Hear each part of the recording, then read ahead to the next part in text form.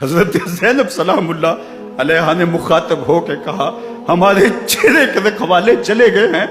ظالم تو خیال نہیں کرتا ہم رسول اللہ کی بیٹیاں ہیں۔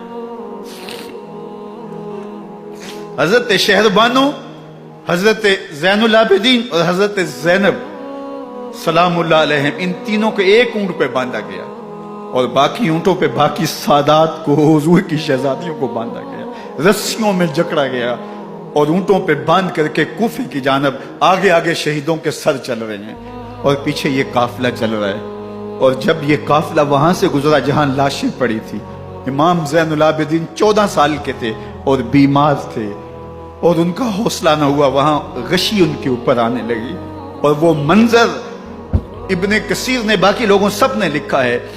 کہ پھر جب ان کی یہ حالت ہوئی تو پھر سیدہ زینب سلام اللہ علیہ، جنہوں نے ابھی تک بڑے حوصلے کے ساتھ ساری مشکلات کا مقابلہ کیا تھا، اب ان کے بندھن ٹوٹ گئے اور آنکھوں سے آنسو بہنے لگے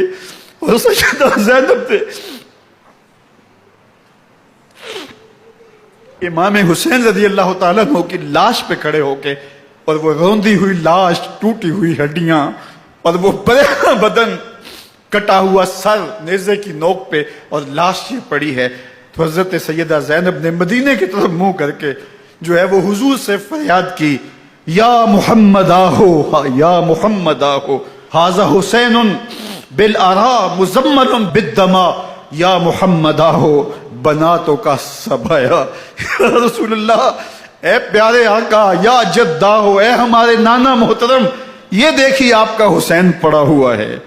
بدن سے کپڑے اتار لیے گئے، خاک ہوائیں اڑا رہی ہیں اور اس کے اوپر چادر جو ہے وہ مٹی کی پڑ گئی ہے، حضور آپ کی اولاد کاٹ دی گئی، اور پھر کہا بناتوں کا سبایا، حضور دیکھیے آپ کی بیٹیوں کے ہاتھ باندھ دیے گئے ہیں، اونٹوں پہ کس دیا گیا ہے، سر شہیدہ آگے آگے چل رہے ہیں اور حضرت سیدنا امام حسین کا آگے آگے سر ہے۔ راستے کے اندر ایک جگہ آئی، رات گزری اور ان کو اتارا گیا، رات کا موقع تھا، ایک خاتون آئی اور اس نے کوئی کھانا پیش کیا ان کو اور کہا کہ میں کسی زمانے میں حضرت سیدہ فاطمہ تو زہرا کی نوکری کیا کرتی تھی، ان کی لونڈی تھی، ان کی کنیز تھی، اور آج مجھے پتا چلا کہ آپ لوگ گزر رہے ہیں تو میں نے کہا کہ میں اپنی مخدومہ کے خاندان کی خدمت کروں، اور پھر اس نے کہا کہ اس وقت سیدہ کی گود میں ایک 6-7 ماہ کی بچی تھی جس کو زینب کہا کرتے تھے، تو سیدہ زینب نے کہا کہ اماں اگر پہچانتی ہو تو وہ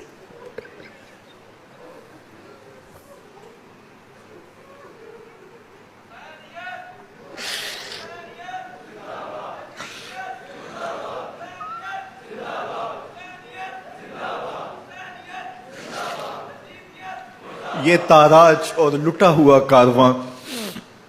پھر وہاں سے کوفے میں کیسے پہنچا، اور کوفے کے اندر سیدہ زینب سلام اللہ علیہ نے وہ یزید کے دربار میں، ابن زیاد کے دربار میں وہ جرأت آمیز جو باتیں کہیں، اللہ اکبر، زینب کی زبان میں علی کی خطابت بول رہی تھی،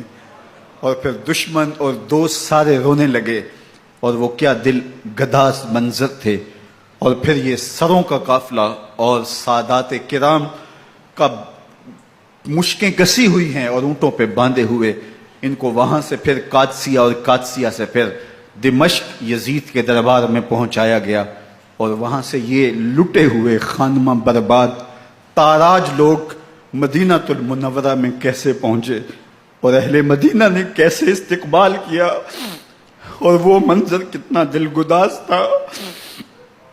جب اہل مدینہ زینب سے پوچھتے تھے زینب حسین کہاں ہے؟